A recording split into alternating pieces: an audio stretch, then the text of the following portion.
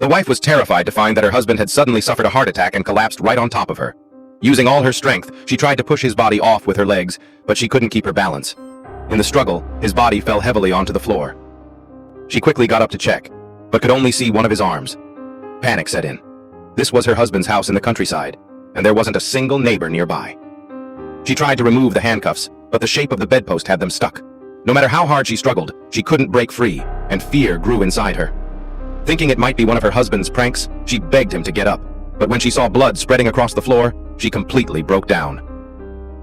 As evening approached, she was exhausted and terrified. Suddenly she heard a sound at the door. Filled with hope, she cried out for help, but it was only a stray dog that wandered inside. At first, she just felt disappointed, but when she saw the wild dog's glowing green eyes and how it crept closer to the tent, she realized something was wrong. No matter how hard she tried to drive it away, the dog refused to leave, and even began tearing at her husband's arm. Panicking, the woman grabbed a book and threw it at the dog, but it didn't stop. She broke down in tears, and then, suddenly, her husband got up from the floor. But before she could even feel relieved, she saw her husband's body still lying on the ground. There were two identical husbands. Her mind went completely blank. The standing husband told her to stay calm and find a way to save herself.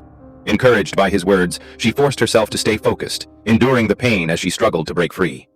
After a long effort, she managed to slip one hand out of the cuff, and freeing the other became much easier. She even broke the bedpost and removed the handcuffs completely. But just as she was about to leave, she turned her head and was horrified to see herself still lying on the bed, trapped.